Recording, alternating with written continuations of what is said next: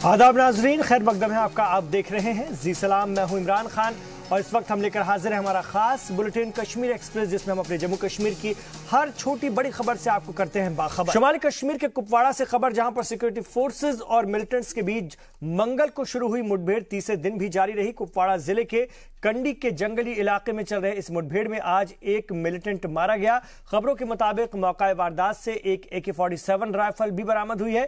Encounter की वजह से इलाके में स्कूल और कॉलेजों को बंद रखा गया है। एनकाउंटर के दौरान इलाके में पत्थरबाजी न शुरू हो जाए, इसके लिए अलग से इंतजाम किए गए हैं। बताते चलें कि इस एनकाउंटर के दौरान बुध को एक आर्मी कमांडो शहीद हो गए थे, जबकि एक जवान जख्मी हुआ था। तो आपको इस बड़ी खबर से एक बार फिर से बाखबर कर दें। इस वक्त शुमाली कश्मीर के कुपवाड़ा में सिक्योरिटी फोर्सेज और मिलिटेंट्स के बीच जो मंगल से मुठभेड़ शुरू हुई थी, वो तीसरे दिन भी जारी रही। इस वक्त हमारे साथ हमारे कश्मीर ब्यूरो चीफ सैयद तजम्मुल भी जुड़ गए, उनसे बात करेंगे। कुपवाड़ा जिले के जंगली इलाके कंडी का जो जंगल है, वहां पर यह मुठभेड़ चल रही है। एक मिलिटेंट मारा गया है, हमारे एक जवान भी शहीद हुए हैं। क्या खबर है, क्या ताजा अपडेट क्या है इस सिलसिले में सैयद तजम्मुल? बिल्कुल इमरान, देखिए जिस तरह से इस ऑपरेशन को शुरू किया गया था और पहले ही राउंड में जब पैरामिलिट्री फोर्स के साथ साथ जो पैरा कमांडोज हैं उनकी खिदमत को दस्तियाब रखा गया, उसके बाद इस वसी जंगलात का ऑपरेशन जो है शुरू किया गया। और आज जो है एक मिलिटेंट की लाश वहां से बरामद हुई, जबकि एक AK-47 राइफल और चंद राउंड्स उसके साथ में जो थे वो बरामद किए गए। जबकि ऑपरेशन जो है इसको कॉल ऑफ नहीं किया गया है, बल्कि अभी भी ये ऑपरेशन जो है ऊपरी इलाकों तक पहुंचा है। बताया जाता है कि ताजा तीरंदाजी के बाद चंद एक मिलिटेंट जो है सरहद के उस तरफ से इस तरफ आ चुके थे, जिसके बाद फोर्सेस को ये इत्तला मिली थी कि जंगलात में छुपे मिलिटेंट कहीं मौजूद हैं, जिसके बाद ऑपरेशन शुरू हुआ। और ऑपरेशन के दौरान आपको पता होगा कि पैरा कमांडो जो है पहले दिन इसमें हिलाक हो चुका है, जबकि आज एक मिलिटेंट की लाश पाई गई। जिसके बाद इलाके में अभी भी जो ऊपरी इलाके हैं, हम मकामी लोगों को बताया गया कि जो बालन लकड़ी वगैरह का इस्तेमाल करने जंगलात जाते हैं वहां इलाकों का रुख करें जब तक नहीं ये ऑपरेशन कॉल ऑफ किया जाएगा। लेकिन अब से कुछ देर पहले मैंने फौज के एक सीनियर ऑफिसर से राब्ता कायम किया और पूछना चाहा कि इस ऑपरेशन को कंक्लूड करने में इस एनकाउंटर को अभी तक उतनी ज्यादा बड़ी कामयाबी हासिल नहीं हो सकी। तो उन्होंने कहा क्योंकि ये जंगलात का एरिया है और मिलिटेंट जो है वो एक ही जगह नहीं छुपे हैं, बल्कि कई एक जगह पर मिलिटेंट हो सकते थे। लेकिन चंद एक घंटों में ये क्लियर होगा कि इस ऑपरेशन को कैसे कंटिन्यू किया जाए। या तो वो ऑपरेशन के दौरान जो मिलिटेंट नरगे में आए थे, जो फंसे थे, क्या वो आगे की तरफ भाग गए हैं या दूसरे इलाकों की तरफ। जबकि दूसरे इलाकों में जो आपका राजवाड़ा कैंप है, उसके बाद नवगाम के ऊपरी इलाके हैं, उसके बाद बंगस वैली शुरू होता है और यहाँ से हंदवाड़ा के जो फौजी कैंप हैं या साथी अमलों के जो कैंप हैं, उनको भी अलर्ट कर दिया गया कि अगर वहां से भागने की वो कोशिश करे तो रास्ते सील कर दिए जा सकते हैं। जी, और खास तौर से जिस तरह की हरकत कुछ भटके हुए नौजवान करते हैं कि पत्थरबाजी शुरू कर देते हैं मिलिटेंटों के तहफ़्फ़ुज़ में और इस तरह की हरकत को अंजाम देते हैं, उसके लिए भी खास बंदोबस्त किए गए, पत्थरबाजी इलाके में शुरू हो जाए, क्या इंतजाम है वहां पर? देखिए, आपको याद होगा कि इमरान के शुमाली कश्मीर के तिरगाम इलाके में हालात पहले से बहुत खराब हैं और जिसकी वजह से जहां एक आम शहरी हिलाक हुआ था, उसके बाद आज उसमें district development commissioner Khalid Jahangir ने अहकाम जारी किए और जुडिशियल इंक्वायरी का भी उन्होंने बाज़ाब्ता ऐलान किया। एडिशनल डिस्ट्रिक्ट डेवलपमेंट कमिश्नर जो हैं वो इसकी तहकीकात करेंगे। लेकिन जो कि ये झड़प जो है ये जंगलात के इलाके में पाई जाती है, वहां पर अभी भी जो है मिलिटेंटों का जो नरगा है उसको तंग करने की कोशिश की जाती है, मजीद उन तक पहुंचने की कोशिश की जाती है। अगर उसमें लोकल मिलिटेंट मारा जाता है या अगर उसमें फॉरेन मिलिटेंट मौजूद हों तो उसके बाद सुपुर्द खाक या तजहीज़ व तक़सीम के लिए जो बाज़ाब्ता तौर पर एक वर्कआउट किया जाता है कि निचले इलाके में जहां आबादी में रहबाश रहते हैं वहां पर लॉ एंड ऑर्डर की प्रॉब्लम न हो, उसके लिए पहले से सिक्योरिटी फोर्सेस तैनात कर दी गई है। और अगर इस तरह की सूरत हाल का सामना करना पड़ता है तो वाज़िह तौर पर हिदायत डिस्ट्रिक्ट डेवलपमेंट कमिश्नर की तरफ से क्या खबर क्या मिल रही है, कितने मिलिटेंट्स हो सकते हैं उस इलाके में, कुछ बता पाए हैं अफसरान या आपके जराए? देखिए, जिस तरह से इब्तिदा में ही इतला मिली थी कि तकरीबन 5 से 6 मिलिटेंट उस इलाके में उनकी मूवमेंट को इंटरसेप्ट किया गया था और बताया गया था कि तकरीबन निस्फ दर्जन के करीब जो मिलिटेंट हैं उस इलाके तक पहुंच चुके हैं। जिसके बाद आपको याद होगा कि आज एक मिलिटेंट की लाश वहां से बरामद की गई, जिसके बाद खदशा ये है कि अगर ऊपरी इलाके हैं अभी सर्च ऑपरेशन चल रहा है, कॉर्डन चल रहा है। और ये समझकर आपको याद होगा कि पहले ही दिन जब इस तरह की कार्रवाई फौज ने की थी, काफी नजदीक आप पहुंचे थे, लेकिन धुबधू झड़प में जिस तरह से पहले ही फौज को एक जवान का नुकसान उठाना पड़ा, जिसके बाद ये जो मजीद मिलिटेंट होंगे, क्या उनमें से कई एक जो है क्या और भी मारे गए होंगे या अभी जिंदा हैं या आसपास के इलाके में वो भाग गए होंगे। लेकिन अभी जो इतलात है, फौज जो है साथ में उनके पुलिस के आला अफसरान भी मौजूद हैं, नजदीक जाने की कोशिश करते हैं कि एक लाश के बरामद होने के बाद वर्कआउट किया जाता है क्या एक ही मिलिटेंट अभी तक मारा गया या मजीद जो मिलिटेंट वहां पे देखे गए थे वो भाग गए हैं। तो फोर्सेस का जो ताकुब का तरीका है वो थोड़ा सा डिफरेंट है। इस इलाके में न सिर्फ हथियारों का इस्तेमाल तरीके से किया जाता है, बल्कि जहां पर आपको लगे कि मोमेंट हो, चाहे वो रात हो चाहे वो दिन हो, इंतहाई चौकसी के साथ ये इक़दाम उठाए जाते हैं। और आइंदा कुछ घंटों में पिक्चर जो है वो क्लियर हो जाएगा कि मिलिटेंट को और कितना नुकसान पहुंचा है। और वापसी में जब फौज वापस आएगी तो उसके बाद नीचे जो लॉ एंड ऑर्डर का मामला है वो डिस्ट्रिक्ट डेवलपमेंट कमिश्नर के हवाले है। शुक्रिया सैयद तजम्मुल आपका श्रीनगर से इस पूरी बातचीत के लिए। तो हमारे कश्मीर ब्यूरो चीफ सैयद तजम्मुल हमारे साथ बने हुए थे। उनका कहना है कि अभी भी एनकाउंटर जारी है और उनके जराये के हवाले से जो खबर मिल रही है कि इसमें एक मिलिटेंट मारा गया है और एक जवान शहीद हुआ है। इसके अलावा एनकाउंटर अभी भी जारी है। इधर जम्मू कश्मीर में जून में पीडीपी बीजेपी के इत्तेहाद की सरकार गिरने के बाद मरकजी हुकूमत वादी में म्युनिसिपल और पंचायत इंतखाबात कराने की तैयारी कर रही है। यहां गौर करने वाली बात यह है कि रियासत में अभी भी गवर्नर रूल है। आपको बता दें कि बीडीपी और बीजेपी के बीच इत्तेहाद टूटने से पहले वादी में म्युनिसिपल और पंचायत इंतखाबात जनवरी में होने थे, लेकिन मरकजी सरकार ने रियासत में इंतखाबात के लिए सही हालात नहीं होने का हवाला देते हुए इसे कराने से इनकार कर दिया था। गौरतलब है कि पिछली बार जम्मू कश्मीर में 2011 में बॉडी इलेक्शन हुए थे। इसके बाद 8 साल बीत गए, अभी तक म्युनिसिपल या फिर पंचायत इंतखाबात नहीं कराए जा सके हैं।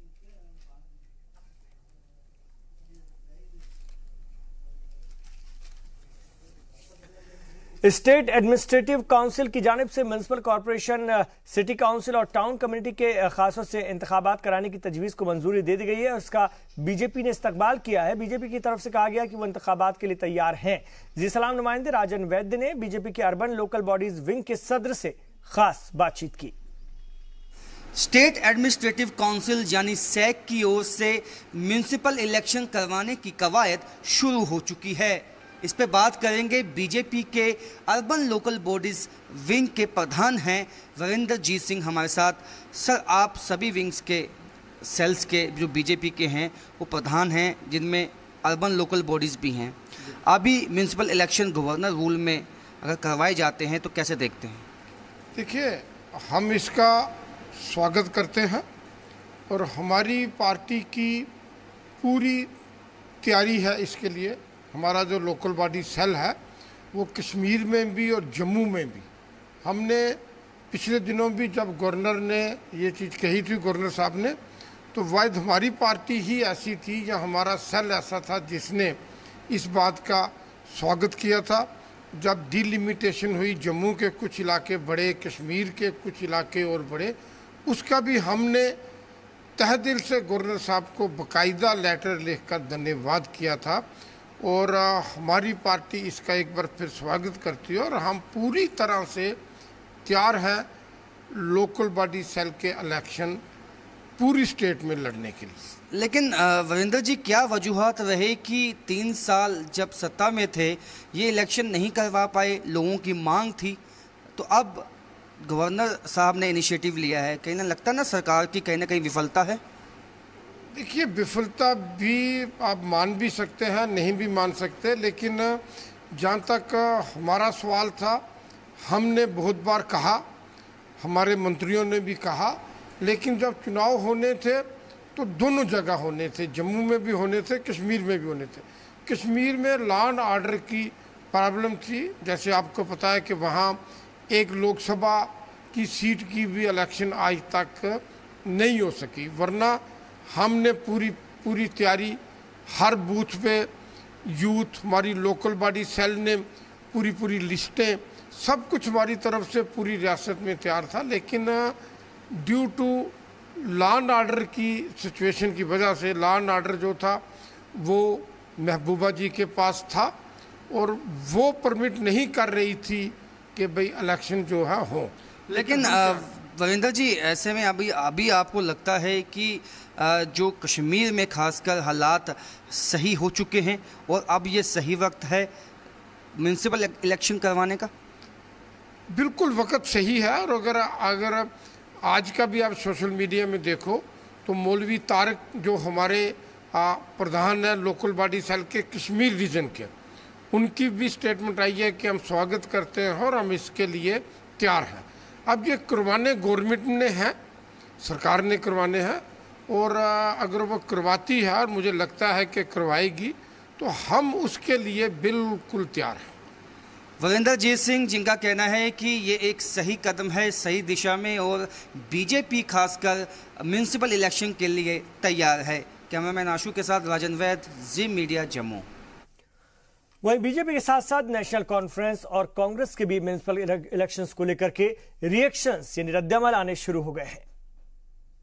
नेशनल कॉन्फ्रेंस का हमेशा मौक़िफ़ रहा है, एक सियासी जो सिस्टम है उस पर हमको हमेशा तैयार रहना है। लेकिन आज के हालात, कश्मीर के हालात आप देखिए, हर दिन जो है सिविलियन किलिंग्स हो रही हैं, हर दिन सिविलियंस मारे जा रहे हैं।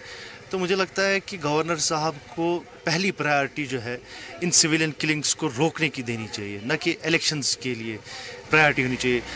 उमर साहब ने भी बार बार यही कहा है, अगर हम इस टाइम पे डिसोल्यूशन असेंबली की डिमांड कर रहे हैं, हम साथ साथ यही बोल रहे हैं कि पहले जो हालात हैं, जो हालात इस टाइम पे बहुत ख़राब हो चुके हैं तमाम पूरे कश्मीर वैली में, चाहे साउथ हो नॉर्थ हो, हर दिन जो है किलिंग्स, सिविलियन किलिंग्स के बारे में खबरें आती रहती हैं।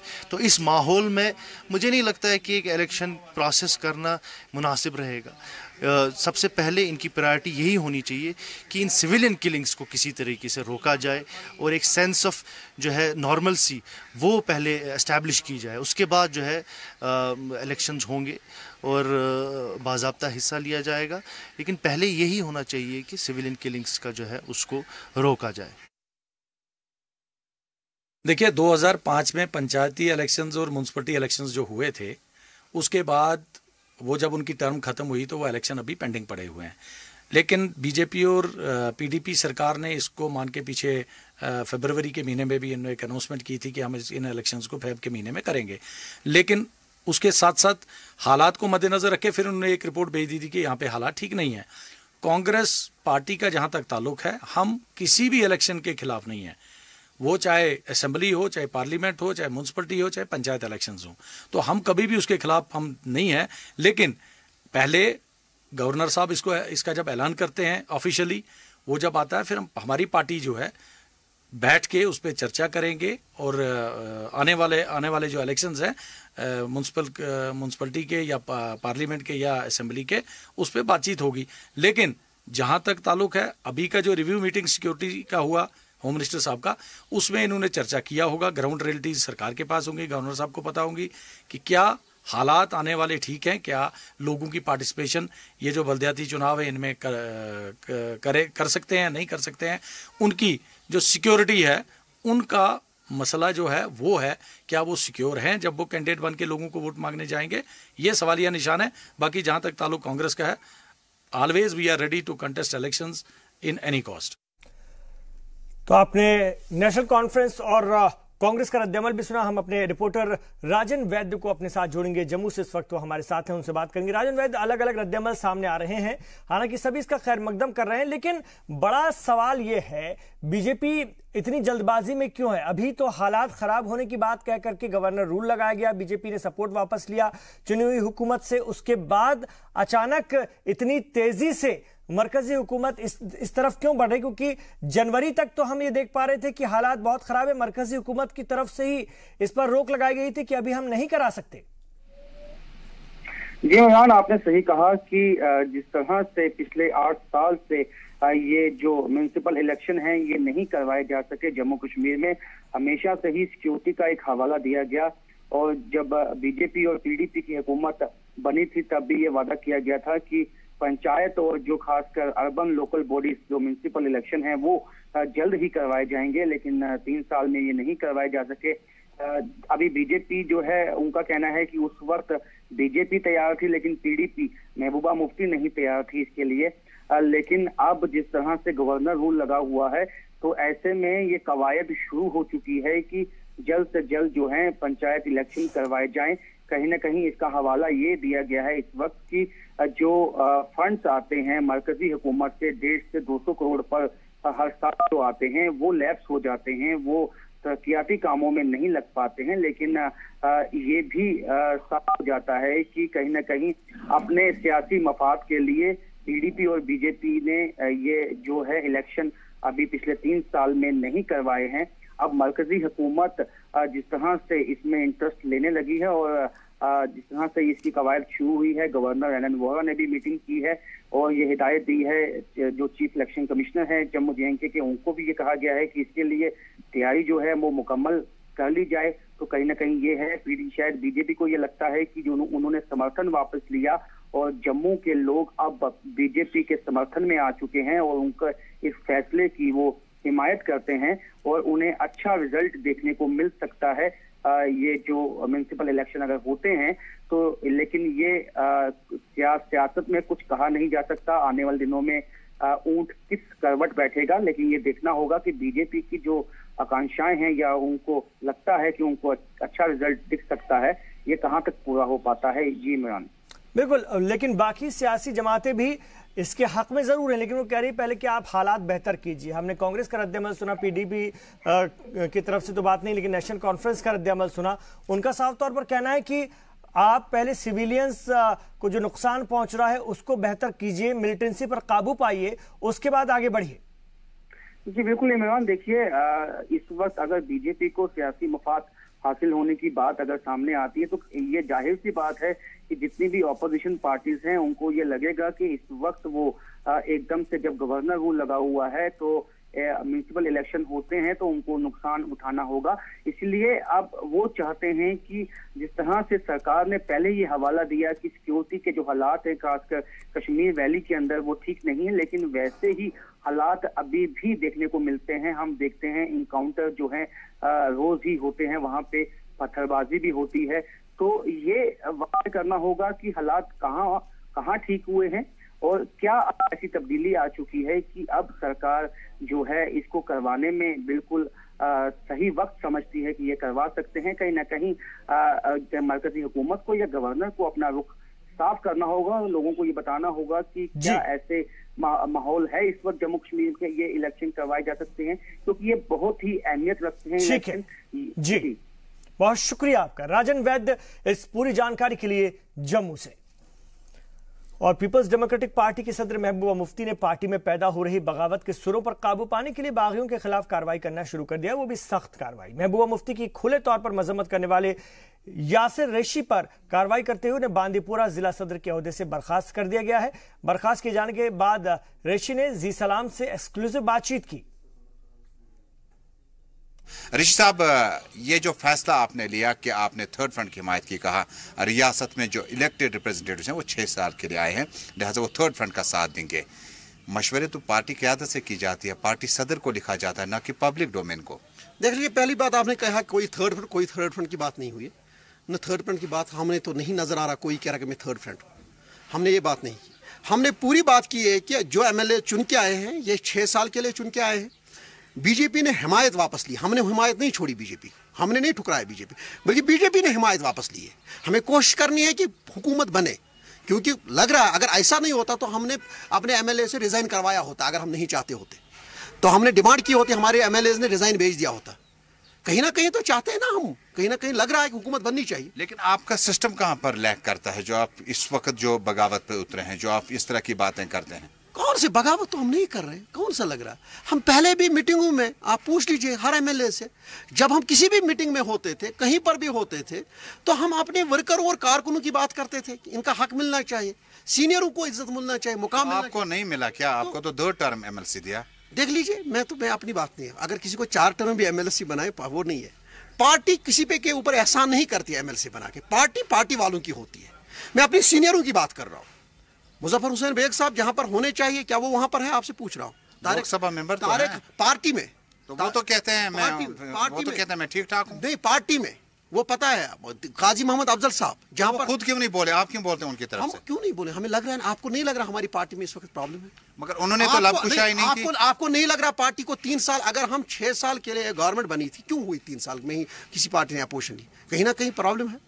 क्यों लग रहा मुझे? आपका बयान देखिए यासिर साहब, आपका बयान आया उस वक्त आया जब इमरान साहब, आबिद साहब, अब्बास साहब, मजीद साहब और कुछ लोग जो हैं वो नाराजगी दिखा रहे थे, तो आपने खुद को उनके साथ जोड़ा और जिस पार्टी ने आपको डिस्ट्रिक्ट प्रेसिडेंट MLC इलेक्शन लड़वाया, टिकट दिया, 2 बार दिया, उसे आपने अलहदगी इख्तियार की पल में। देखिए मैं पहले आपको कहना चाहता हूं, मुझे नहीं लग रहा आप एज ए जर्नलिस्ट काम करें, बिल्कुल आप पार्टी स्पोक्समैन की तरह बोल रहे हैं। वो तो आप पे डिपेंड है ना, वो आप बोले। ऐसा नहीं है, क्योंकि पार्टी में जमहूरियत है, पार्टी एक जमहूरियत सिस्टम है, जमहूरियत में हर डिसिप्लिन होता है, जमहूरियत बाद में जमहूरियत होती है, जमहूरियत में बात करने का हक है, जमहूरियत में बात करने का हक है, वो हर किसी को है। तो वो तो आप अगर हमने प्लेटफॉर्म में भी बात की और हम यहाँ पर भी कह रहे हैं, आप पूछ रहे हैं, हम आपको कह रहे हैं हमारा क्या है।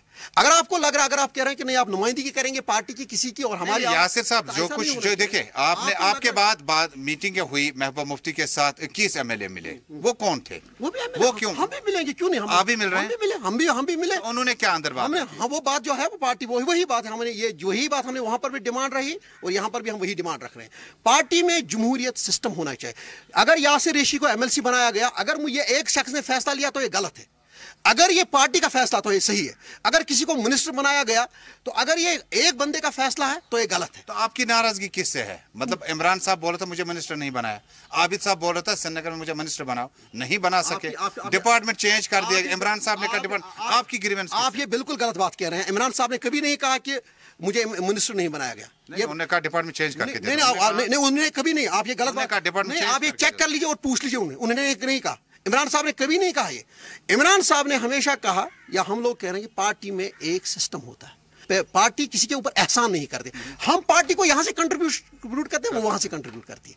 पार्टी में मैंने 32,500 वोट लिए, 32,500, सबसे ज्यादा पीपल्स डेमोक्रेटिक पार्टी में। पार्टी छोड़कर कितना ले सकते हैं? पार्टी क्यों छोड़े? आपको किसने कहा पार्टी छोड़ देंगे? हम क्यों पार्टी छोड़े? फारूक वानी के साथ सैयद तजम्मुल, जी मीडिया, श्रीनगर, कश्मीर। और इस वक्त हमारे साथ हमारे Kashmir bureau chief Syed Tajammul phone line पर जुड़ गए हैं। सैयद तजम्मुल, PDP सख्त कार्रवाई करना शुरू कर चुकी है अपने बागियों पर। यासिर रेशी पर पहली कार्रवाई हुई, हालांकि अभी उन्हें माफ कीजिएगा जिला सदर के ओहदे से हटाया गया पार्टी के। क्या पार्टी से भी बाहर करने की बात कुछ सामने आ रही है और बाकियों पर क्या कार्रवाई होने जा रही है या क्या हो रही है? बिल्कुल इमरान है, देखिए जिस तरह से यासिर रेशी बड़े सख्त और टफ अंदाज में बात कर रहे थे और कह रहे थे कि उन्होंने पार्टी की दाग बेल डालने में अहम रोल अदा किया। हालांकि अगर हम देखें जो MLCs वगैरह इस वक्त PDP पार्टी की तरफ से मुंतखब हुए हैं, उनमें यासिर रेशी ने 2 इलेक्शन लड़े हैं। रियासत के साबिक स्पीकर मोहम्मद अकबर लोन के खिलाफ एक अच्छा खासा वोट लिया था, लेकिन उसके बाद पार्टी की जो अंदरूनी नाराजगी थी, जिस तरह से यासिर रेशी ने कहा कि उन्होंने वक्तन फौक्तन पार्टी सदर को आगाह किया लेकिन कार्रवाई अमल में नहीं लाई गई। जराए से हमें मालूम हुआ है कि PDP सदर महबूबा मुफ्ती अब बाज़ाब्ता तौर पर ये जो नाराज लीडरान है उनके लिए कमेटी बनाई गई है, वो उनके पास जाएंगे, उनके साथ कुछ बातचीत भी चल सकती है। उसके बाद अगर मामला यहाँ पे रुका नहीं तो वो यहाँ तक तहरीरी तौर पर लेजिस्लेटिव काउंसिल के जो चेयरमैन हैं हाजी अनायत अली, उन्हें तहरीरी तौर पर यासिर रेशी या जो भी शख्स इस तरह से बगावत का ऐलान करेगा उसके खिलाफ कानूनी कार्रवाई की जाएगी। इसी तरह रियासती असेंबली के स्पीकर डॉक्टर निर्मल सिंह को भी लिखा जा सकता है कि अगर कोई असेंबली मेंबर जो है पार्टी की बगावत पे उतर सकता है।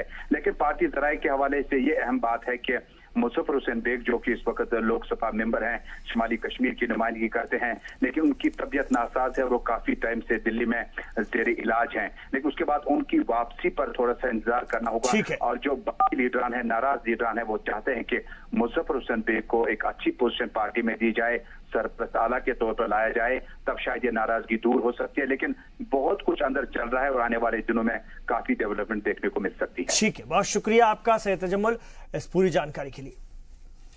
यहां रुकेंगे एक छोटे से वक्फे के लिए, लौट रहे हैं अपने जम्मू कश्मीर की और भी खबरों के साथ।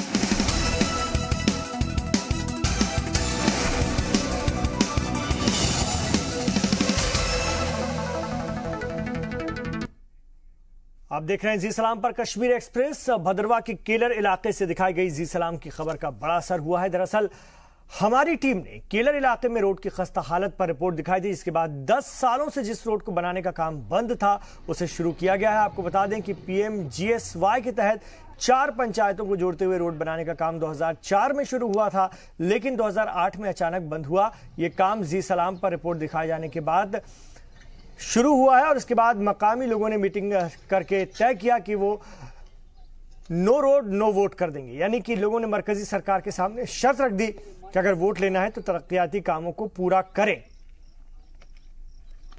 14 साल की तकलीफ के बाद बड़ी तकलीफ झेली हमने। 14 साल एक बहुत लंबा पीरियड होता है, इनको नहीं इतना लगाना चाहिए था। जो अर्थ कटिंग के 3 साल के बाद इनको ब्रेक स्टॉप कर देना चाहिए था, मगर इन्होंने 14 साल का पीरियड लगाया।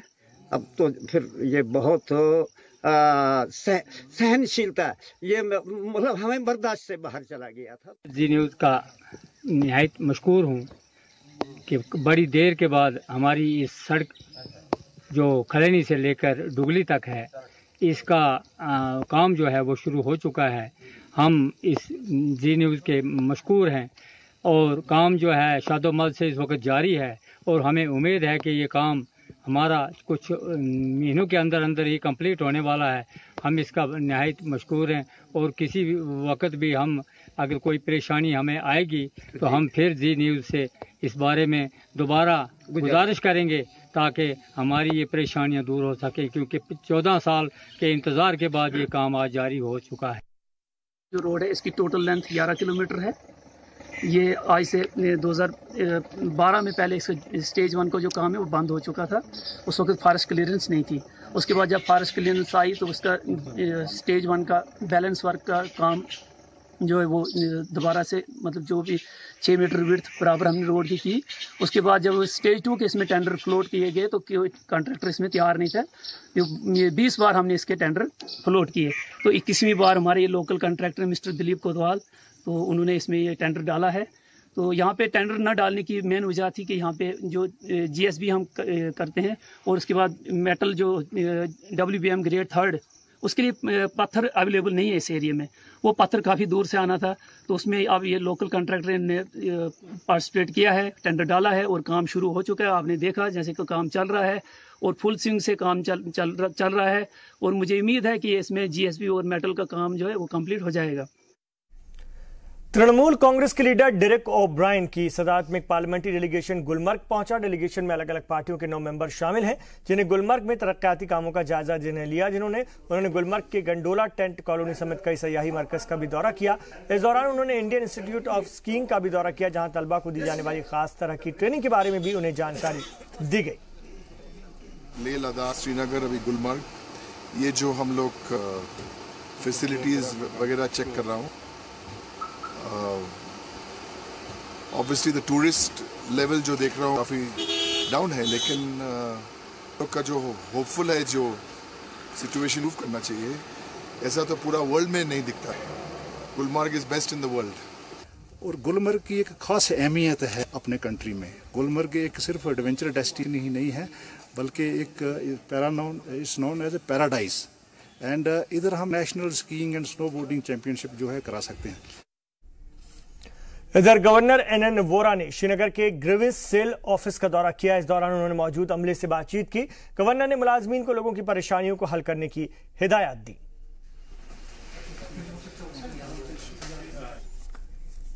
राजस्थान के झालावाड़ के रहने वाले शहीद मुकुट बिहारी मीणा को श्रीनगर में खराज अकीदत पेश की गई। आपको बता दें कि जम्मू कश्मीर के कुपवाड़ा में आर्मी के गश्ती दल पर अचानक हुए हमले में मुकुट बिहारी मीणा शहीद हो गए थे। वहीं इस हमले में एक जवान जख्मी भी हो गया, जिसका इलाज जारी है।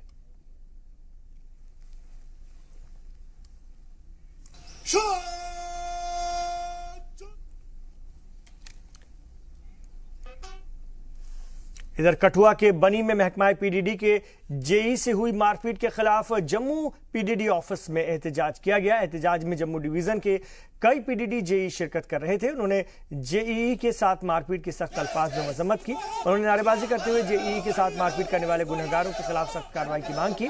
वाज़ेह है कि कुछ दिन पहले कठुआ के बनी में जेईई के साथ मारपीट का मामला सामने आया था। ये एक्चुअली आज हमने प्रोटेस्ट कॉल दिया है हमारे कुलीग जेई को। इन्होंने पोल के साथ बांध के उनके साथ काफी बुरा व्यवहार किया है, जबकि उनका फॉल्ट कुछ भी नहीं था। ये जेई लोग काम करते हैं, दिन रात काम करते हैं, फिर भी उनके साथ बिल्कुल अच्छा बिहेव नहीं हो रहा है। इसी चीज का हम प्रोटेस्ट करने के लिए यहाँ पे इकट्ठे हुए हैं आज। हर चीज के लिए जेई को स्केपगोट बनाया जाता है, उस चीज के लिए हम लोग प्रोटेस्ट कर रहे हैं। सर होता ये है कि बेसिकली जेई दिन रात अपना सारे एफर्ट्स दे देता है पावर को रिस्टोर करने में, पब्लिक को इलेक्ट्रिसिटी प्रॉपर प्रोवाइड हो, लेकिन फिर भी उसके बाद भी जब जरा सी कोई प्रॉब्लम आती है तो उसी को स्केपगोट बनाया जाता है। हिंदुस्तानी फौज में रहकर मुल्क की खिदमत अंजाम देने का जोश व वलवला रखने वाले नौजवानों के लिए गुरेज सेक्टर में आर्मी की जानिब से खुसूसी भर्ती कैंप लगाया गया। भर्ती में सैकड़ों की तादाद में मकामी नौजवानों ने बढ़ चढ़ कर हिस्सा लिया और मादरे वतन की हिफाजत के जज्बे का इजहार किया। 3 रोज तक जारी रहने वाली इस भर्ती को पसमानदा और गुरेज सेक्टर के लोगों के मखसूस रखा गया था। नौजवानों को हौसले और अज़्म को देख कर के नौजवानों के खासतौर से आर्मी रिक्रूटमेंट ऑफिस के डायरेक्टर कुलबीर सिंह ने हैरानी का इजहार किया और कहा कि उन्हें उम्मीद नहीं थी कि भर्ती में इतनी कसीर तादाद में नौजवान हिस्सा लेंगे। रैली कंडक्ट कर रहे हैं, ये पहली बारी की जा रही है। यहाँ के लड़कों में बहुत एंथुसियाज्म देखा हमने, हमें एक्सपेक्टेड नहीं था कि इतना फुटफॉल होएगा। तकरीबन 550 से ज़्यादा लोग यहाँ पार्टिसिपेट कर रहे हैं, तो ये यही बताता है कि लोग यहाँ पर बहुत कोशिश कर रहे हैं फ़ौज के अंदर आने की। मुझे बहुत शौक था, मैं अभी 10th पास करके 12th में पढ़ता हूँ। मुझे सिविल में भी मैं नौकरी कर सकता था, मगर मुझे बहुत शौक था फौज के लिए, इसलिए मैंने आज ये भर्ती दी। श्रीनगर के बटमालू जनरल बस स्टैंड में दाखिल होने का रास्ता बंद किए जाने के खिलाफ ट्रेडर्स फेडरेशन से जुड़े ताजिरों ने एहतजाजी मुजाहरे किए हैं। ताजिरीन का कहना है कि हुकूमत की तरफ से रात के वक्त रास्ते में मिट्टी डाल दी, जिससे कि उनका बाजार का रास्ता बंद हो गया है। ताजिर और दुकानदारों का कहना है कि हुकूमत के इस कदम से ताजिरों के रोजगार पर असर पड़ रहा है। और इस मौके पर ट्रेडर्स फेडरेशन बटमालू के सदर अबरार अहमद भट्ट ने कहा कि इस बारे में हुकूमत को कई बार बताया जा चुका है, लेकिन इस पर कोई कार्रवाई नहीं हो रही है। उन्होंने मुतालबा किया कि जल्द से जल्द रास्तों को आम ग्राहकों के लिए खोला जाए। हमारा रोजगार बहाल कीजिए मेहरबानी करके। पिछले 10 महीने से हम आपको कह रहे हैं, जो उनका हाल हो गया कहीं आपका भी इससे बदतर हाल ना हो। हमारे बाल बच्चों को स्कूल से निकाल दिया गया क्योंकि उनके पास फीस नहीं है। हम अपनी बच्चों की शादी नहीं कर सकते क्योंकि हमने बेरोजगार बना दिया। हम डिपार्टमेंट का किराया नहीं दे सकते। जब इधर कश्मीरी पंडितों को दरपेश मसाइल और उनके जल्द से जल्द हल के लिए जम्मू में कश्मीरी पंडित विंग की जानिब से प्रेस कॉन्फ्रेंस किया गया। पीडीपी ऑफिस में हुई इस विंग के मीटिंग में विंग के जनरल सेक्रेटरी आर.के. परदेसी ने जम्मू जगती कैंप में रह रहे कश्मीरी पंडितों के साथ इंसाफ न किए जाने का इल्जाम लगाया। और उधमपुर के नजदीक बिरमा पुल पर एक बड़ा हादसा पेश आया है। अमरनाथ यात्रियों से भरी एक मिनी बस हादसे का शिकार हो गई। हादसे में 13 लोग जख्मी हो गए, लेकिन अब उनकी हालत बेहतर बताई जा रही है। मौके पर मजीद जो मौजूद लोग थे उनका कहना है कि गाड़ी काफी तेज रफ्तार से चल रही थी, जिसकी वजह से सड़क पर खड़े ट्रक में पीछे से जाकर घुस गई और हादसे के फौरन बाद जम्मू कश्मीर पुलिस और सीआरपीएफ की मदद से जख्मियों को जिला अस्पताल भेजा गया, जहां पर उनका इलाज चल रहा है। हादसे के बाद गाड़ी का ड्राइवर गाड़ी छोड़कर भाग गया, जिसके बाद पुलिस ने रिपोर्ट दर्ज करके जांच शुरू कर दी। वहीं बनिहाल में भी एक सड़क हादसा पेश आया। इत्तला के मुताबिक नौगाम से आ रही एक वैन गुंड तेथर इलाके में मुखालिफ सिमत से आ रही एक गाड़ी से टकरा गई। हादसे में 5 अफराद जख्मी हो गए। करीब 5 बजे करीब जो बिरमा ब्रिज है जो बट्टू बालिया के आसपास हुआ है और एक खड़ी गाड़ी में टेम्पो ट्रेवलर ने इसको हिट किया और उससे हमारे करीब 13 लोगों को इसमें इंजरीज हुई। उसमें से 3 इंजरीज थोड़ी सी ज़्यादा इंजरी हुई है, इसमें फ्रैक्चर वगैरह है और इमीडिएटली लोगों को शिफ्ट कर दिया गया। यहाँ पर जितने भी यात्री थे उनको और यहाँ पर स्टाफ ने उनको इमीडिएटली पूरा काम किया है। जम्मू के एनसीसी कैडेट्स की जानिब से मुख्तलिफ मकामात से नशा मुखालिफ रैली निकाली गई। रैली के जरिए एनसीसी कैडेट्स ने लोगों को नशे से दूर रहने का पैगाम भी दिया, साथ ही नशे से जिस्म को होने वाले नुकसानात की जानकारी भी दी। रैली के दौरान बच्चों ने कई नौजवानों से मुलाकात की जो सिगरेट पी रहे थे, लेकिन बच्चों की जज्बे और मुहिम को देखकर उन्होंने सिगरेट फेंक दी। बच्चों का कहना है कि अगर उनकी इस मुहिम से एक इंसान भी नशा छोड़ता है तो ये उनके लिए बड़ी कामयाबी होगी। वहीं रैली की क़यादत कर रहे एनसीसी अफसर ने रैली के जरिए मुस्बत नताइज आने की बात कही। उन्होंने कहा कि इस छोटी सी कोशिश से कई नौजवान नशा छोड़कर राह रास्त पर आ चुके हैं। अपनी तरफ से ये कोशिश करें कि हमारा हिंदुस्तान ड्रग्स फ्री हो जाए। तो खैर ये जो हम कह रहे हैं इतना पूरा हिंदुस्तान को ड्रग्स फ्री करना हमारे बच्चों के बस में शायद नहीं है, लेकिन कम से कम एक दिन में ये एक रैली से अगर एक या दो भी बंदा ड्रग्स को छोड़ देता है। अभी जैसे अभी हम आ रहे थे, रास्ते में 3-4 बंदे मिले जो सिगरेट पी रहे थे, तंबाकू गुटखा खा रहे थे। बच्चों ने उनको पकड़ा, काउंसलिंग की, उन्होंने उसी वक्त अपनी कसम खाई और वो सारा अपना मटेरियल जो भी था, जर्दा तंबाकू, तभी मैं फेंक दिया और कसम खाई कि हम आगे से नहीं करेंगे। पुंछ में मंडी तहसील के बेदार गांव की डिस्पेंसरी में डॉक्टर न होने से मकामी लोग बेहद परेशान हैं। उन्हें इलाज के लिए मंडी हॉस्पिटल या पुंछ हॉस्पिटल जाने को मजबूर होना पड़ता है। मकामी लोगों की माने तो पिछले 5 साल से ज्यादा वक्त हो गया, लेकिन डिस्पेंसरी में कोई डॉक्टर नहीं है।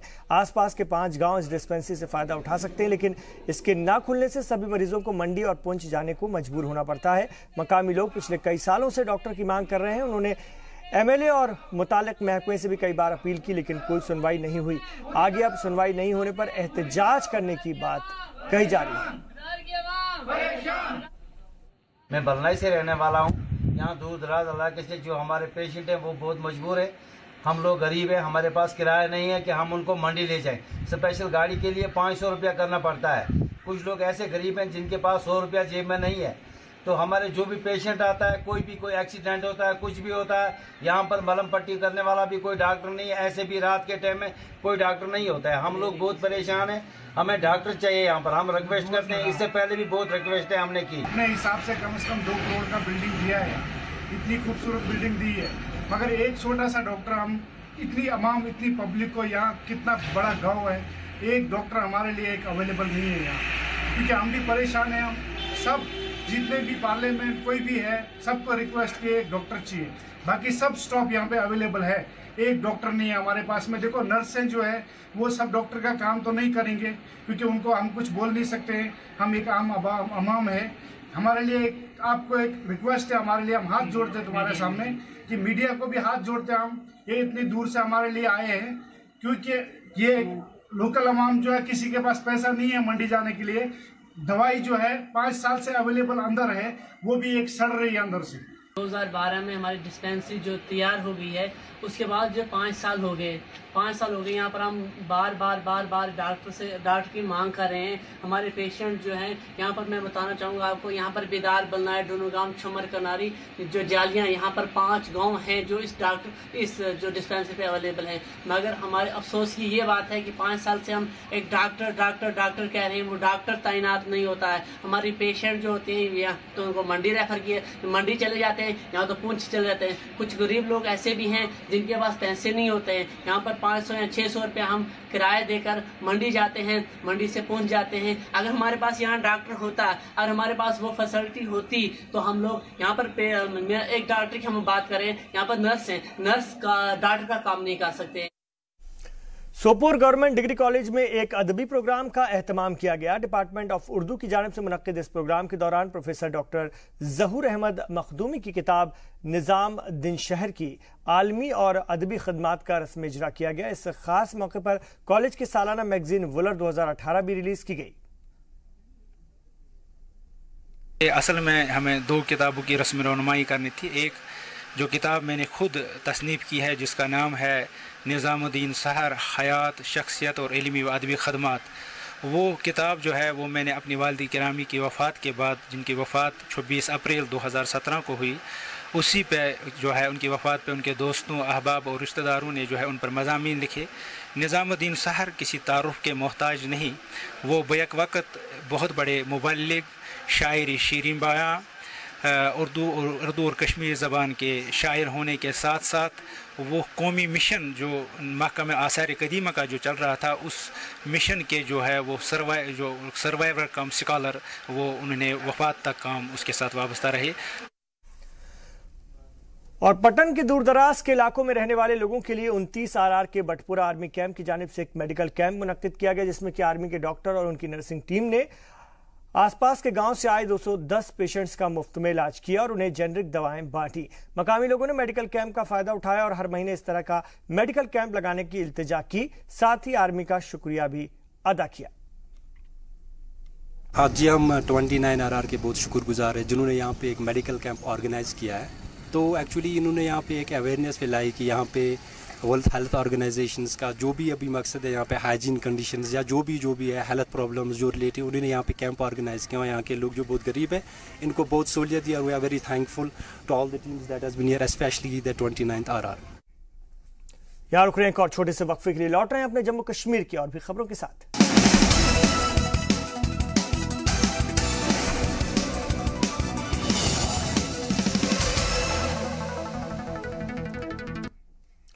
आप देख रहे हैं कश्मीर एक्सप्रेस। बारामूला के बॉयज सेकेंडरी हाई स्कूल में बच्चों को पढ़ाई के अलावा खास तरह की ट्रेनिंग दी जा रही है। क्या है वो ट्रेनिंग और इसका मकसद क्या है, आइए जानते हैं इस रिपोर्ट में।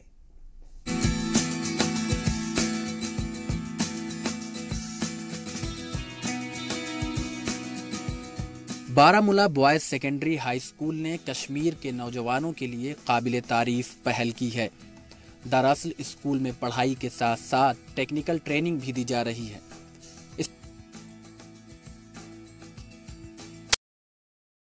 को अलग से सीसीटीवी कैमरे लगाने और बायोमेट्रिक मशीन इंस्टॉल करने जैसी खास तरह की ट्रेनिंग दी जा रही है।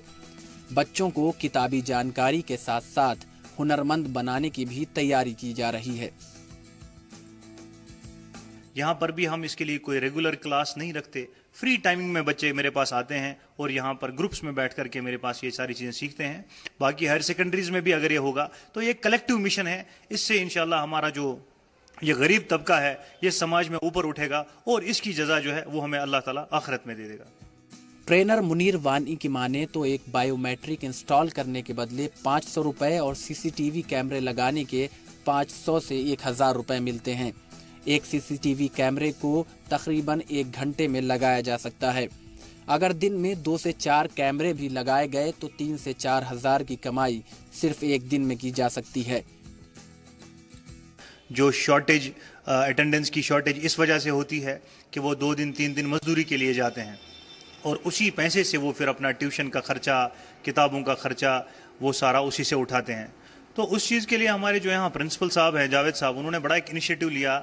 उन्होंने मेरे साथ ये डिस्कस किया, कहा कि अगर हम यहाँ सिक्योरिटी सर्विलेंस ट्रेनिंग इम्पार्ट करेंगे, बच्चों को सिखाएंगे, तो क्या ये बच्चे रोज़गार कमाने के लायक हो सकते हैं। तो मेरे जहन में अल्लाह ताला ने ये बात डाल दी कि नहीं, वो तो हो सकता है अगर इंसान नेक नीति से इस चीज़ को करे। अब सोचिए, बच्चे पढ़ाई के बाद अगर 2 घंटे का भी वक्त निकालें तो वो हजारों की कमाई करके अपना खर्च खुद निकाल सकते हैं। ऐसे में सबसे ज्यादा फायदा उन बच्चों को होगा जो गरीब हैं और जिनके वालिदैन पढ़ाई का खर्च नहीं उठा पा रहे हैं। अब उन्हें ना तो पढ़ाई छोड़ने की जरूरत है और ना ही परेशान होने की।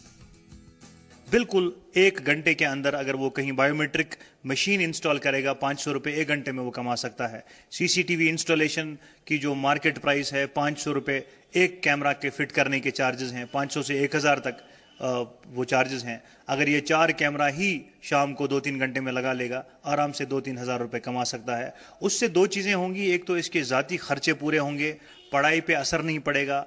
दूसरी जो सबसे इम्पॉर्टेंट चीज़ है, इसमें एक कॉन्फिडेंस पैदा होगा कि मैं भी सोसाइटी का एक जिम्मेदार नागरिक हूँ। इस खास ट्रेनिंग से दूसरा बड़ा फायदा ये होगा कि नौजवान नशे से दूर रहेंगे। बच्चे खाली वक्त में नशे या गैर समाजी कामों की तरफ खिंचने लगते हैं। ऐसे में वो गलत लत से दूर होंगे और उस वक्त का सही इस्तेमाल करके 4 पैसे कमाएंगे।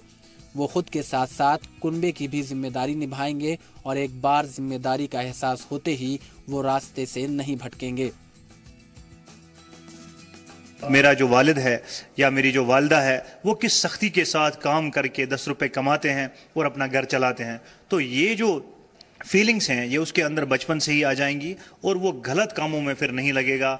अल्लाह ताला बचाए। यहाँ पे एक बड़ा मेनस है, ड्रग मेनस जो है। काफ़ी सारे हमारे यहाँ सेमिनार्स होते हैं ड्रग डी एडिक्शन के बारे में। तो अगर एक बच्चा हम उसको एक स्किल्ड लेबर बनाएं, स्किलफुल इंसान बनाएं, तो वो अपना रोज़गार आराम से 1 घंटे 2 घंटे में शाम को स्पेयर टाइम में वो सारा टाइम वहाँ पे स्पेंड कर सकता है, उन प्रोजेक्ट्स पे काम कर सकता है, अपना रोज़गार कमाएगा, एक अच्छा जिम्मेदार इज्जतदार नागरिक बन के गुजारेगा, अपनी पढ़ाई भी जारी रख सकता है, वो ये सारे काम भी कर सकता है। ये हमने ये जो डिफरेंट प्रोग्राम्स अब शुरू किए हैं इस सिलसिले में, ये बच्चों में जो कि एक तो इनमें एक इंटरेस्ट क्रिएट करने के लिए, दूसरा ये कि यहाँ से जाने के बाद कम से कम लेजर टाइम में इनके पास कोई ऑप्शन हो कि ये कम से कम एटलीस्ट अपने लिए कुछ पैसे कमा सकें, या फिर जो इनका लेजर टाइम है उसको ज़ाया किसी और बुरी एक्टिविटी में ना गुजारें, एक अच्छी एक्टिविटी में गुजारें।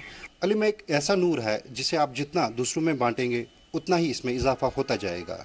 ज़रूरत इस बात की है कि ऐसे इक़दामात हर स्कूल में उठाने चाहिए ताकि बेरोज़गारी में किसी हद तक काबू पाया जा सके। याकूब लाला, जी मीडिया, बारामूला। और अब बात करेंगे खवातीन की। पुंछ में मंडी तहसील में कुछ खवातीन एक सेल्फ हेल्प ग्रुप चला रही हैं और अपने पैरों पर खड़े होने की कोशिश कर रही हैं।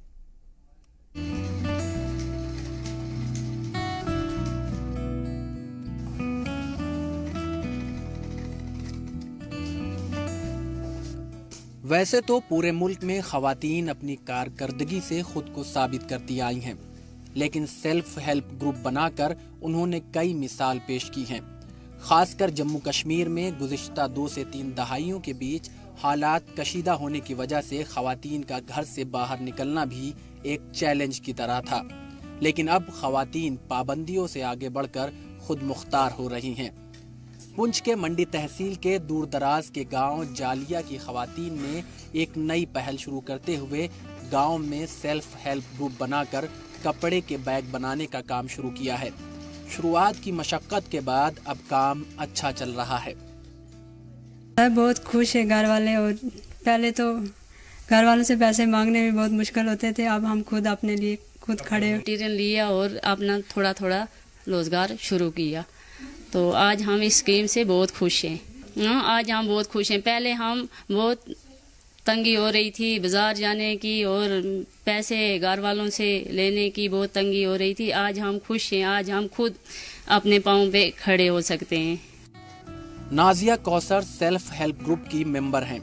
ग्रुप में 7 खवातीन हैं, सातों एक ही मोहल्ले की रहने वाली हैं। ग्रुप बैग बनाने का काम करता है और रियासत के कई बाजारों में उनके बैग्स की डिमांड है। नाजिया बताती हैं कि पहले हर छोटे मोटे काम के लिए हमें घर वालों से पैसे मांगने पड़ते थे, लेकिन अब ऐसा नहीं है, बल्कि अब वो घर के खर्चे में हाथ बटाने लगी हैं। हम 7 लड़कियां हैं, तो पहले तो हमने 7 लड़कियों को चुना, मतलब एक दूसरे में इत्तेफाक है सबसे पहले हम में, तो हम अच्छे से बैग बनाते हैं। पहले हमने पुंछ गए, पुंछ से ये मटेरियल वगैरह लिया जो भी बैग्स के लिए इस्तेमाल होता है, तो वो मटेरियल जमा किया। उसके बाद मतलब सबने ये सोचा कि बैग्स बनाना हमारे लिए मतलब ठीक रहेगा, क्योंकि यहाँ पे सबको आता भी था बैग्स बनाना, तो हमने ये बैग्स बनाना शुरू किया। हर काम के पीछे अगर मेहनत और नेक इरादे साथ हों तो कामयाबी से कोई नहीं रोक सकता। शुरुआत में नाजिया और उनकी टीम को परेशानियों से गुजरना पड़ा, लेकिन धीरे धीरे वो कम होती गईं। जब इस सेल्फ हेल्प ग्रुप ने बैग बनाने का काम शुरू किया तो सप्लाई सिर्फ मंडी बाजार में ही की जाती थी, लेकिन अब इनके बनाए बैग की डिमांड बढ़ गई है। अब ये जम्मू और कटरा में भी अपने बैग भेज रही हैं। पहले तो ऐसे ही बस घर का खाना बनाना, तो बाहर से अंदर जाना वापस, इतना ही था। अब तो जब से ये स्कीम बन जुड़ी है, हम इस ग्रुप में जुड़े हैं, तो बहुत कुछ हमने सीखा। घर का काम भी शुरू किया और ये भी अपना रोजगार भी साथ साथ में, और घर वालों का भी दिल आगे बढ़ाया। जाहिर है कामयाबी से हौसला बढ़ता है और हौसले से जुनून। अब ये खवातीन पूरे रियासत में अपना कारोबार फैलाना चाहती हैं। खवातीन के हौसले देखकर पीएम मोदी भी उनकी तारीफ करते नहीं थकते। महिलाओं को कुछ सिखाने की जरूरत नहीं पड़ती है, उनके भीतर बहुत सी चीजें होती हैं, लेकिन उनको अवसर नहीं मिलता है। जिस दिन हमारी माताओं बहनों को अवसर मिल जाता है, वो कमाल करके दिखा देती है, सारी बाधाओं को पार कर देती है। और महिलाओं की ताकत देखिए, क्या कुछ नहीं संभालती है वो, सुबह से रात तक देखिए, और कितना टाइम मैनेजमेंट परफेक्ट होता है उसका, अपने परिवार का, गांव समाज का जीवन बदलने के लिए उससे जो हो सकता है वो हमेशा करती है। पुंछ के इस सेल्फ हेल्प ग्रुप से सबक लेकर रियासत के दूसरे शोबों की खवातीन भी खुद का कारोबार शुरू कर खुद मुख्तार होने की तरफ बढ़ सकती हैं। पुंछ से रमेश बाली की रिपोर्ट, जी सलाम। और त्राल में रजाक शाह पुसाद में रहने वाले लोगों ने अपने इलाके में फैली गंदगी को लेकर म्युनिसिपल कमेटी अथॉरिटीज के खिलाफ जमकर एहतजाज किया और मकामी लोगों का कहना है कि म्युनिसिपल महकमे में उनके इलाके में खुले में कूड़ा डंप करने का साइट बना रखा है। इस कूड़े से जो डंप किए जाने से खासतौर से चीवा हरियाणा समेत कई इलाकों में इसका असर पड़ा है और महामारी फैलने का खतरा बढ़ गया। मकामी लोगों का कहना है कि हालात बद से बदतर हो रहे हैं और म्युनिसिपल कमेटी हालात को काबू में करने में नाकाम है। मकामी लोग रजाक शाह पुसाद इलाके से कूड़ा डंपिंग साइट हटाने की मांग कर रहे हैं। उधर मामले को लेकर अधिकारियों का कहना है कि पिछले 4 साल से यह ऑफिशियल तौर पर डंपिंग साइट है।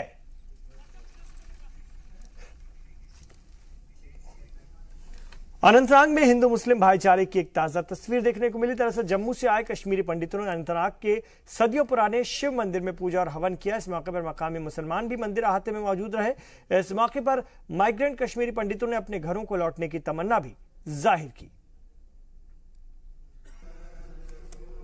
लास्ट ईयर ये हवन नहीं हुआ था, इसलिए इसका मुझे इल्म नहीं था, लेकिन 10 जुलाई को मुझे डीसीआरसी में पता चला कि कल से यानी 11 जुलाई से 15 जुलाई तक यहाँ शिवा शक्ति भगवती ट्रस्ट का एक हवन होने जा रहा है। उसमें बड़े पैमाने पे कश्मीरी पंडित यहाँ वारिद हो रहे हैं और ये अपना भजन या अपना हवन जो है ये 5 दिनों में करना चाहते हैं। तो इस सिलसिले में मुझे इमीडिएटली मैंने एक मीटिंग तलब की। एसडीपीओ अशबल, एसडीओ अशबल, बीडीओ साहब, एग्जीक्यूटिव ऑफिसर और पीएचई, पीटीडी, आरएनबी तमाम महकमा जात की मैंने इमरजेंसी मीटिंग ले ली और रातों रात हमने ये सारे अरेंजमेंट्स किए, जिसमें हमने वहां सफाई, चूना, बाथरूम, लैट्रीन, जनरेटर का इंतजाम किया, टेंट लगाए और वहां किसी भी किस्म की कोई प्रॉब्लम नहीं रही। 8 साल से मैं लगभग यहाँ आ रहा हूँ और 8 साल से हमारा ट्रस्ट जो है शिवावती अस्तवन ट्रस्ट जो है वो यहाँ हवन और भंडार करता है। इस साल भी हम आए हैं अपने भाइयों के पास और बराबर 8 साल से हमारे जो यहाँ के किनगाम के भाई हैं, बहनें हैं, बुजुर्ग हैं और यहाँ का यूथ भी, मुझे ऐसा लगता है कि इनमें भी एक चलन बना है कि हिंदू भाई इधर आता है तो इनके साथ कम से कम बातचीत करें, इनको माहौल के बारे में पूछें, इनके अपने सभ्यता के बारे में पूछें। तो बहुत अच्छा लगता है जब हम यहाँ के लोगों को मिलते हैं जो हमारे यूथ है। श्रीनगर में स्वच्छ भारत मिशन के तहत सफाई मुहिम का एहतमाम किया गया, जिसमें म्युनिसिपैलिटी के कारकुनान ने बढ़ चढ़कर हिस्सा लिया। सफाई मुहिम के तहत श्रीनगर के बस मार्केट, लाल चौक, डेलगेट और बुलवाड़े में और उसके आसपास के इलाकों में साफ सफाई की गई।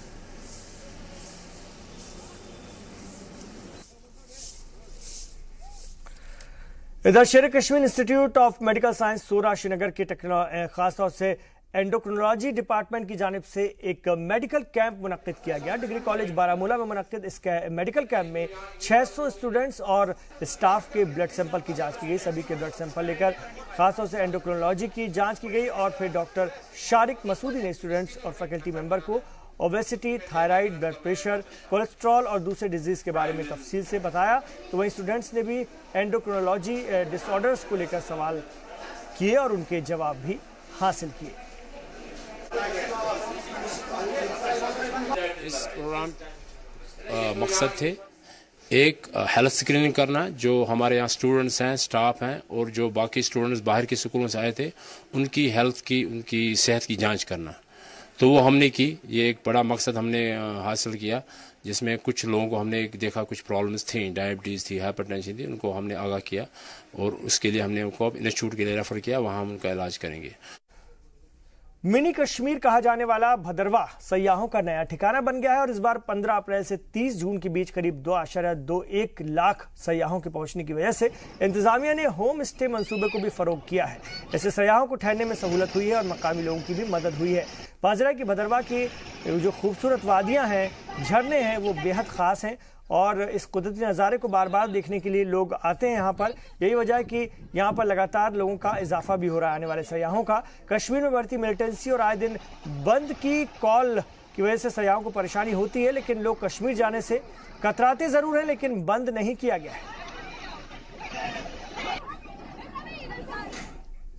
तो नाज़रीन, कश्मीर एक्सप्रेस में अभी फिलहाल इतना ही, लेकिन आप थोड़ी देर बाद देखेंगे हमारा खास show ground zero Khurshid Rabbani के साथ।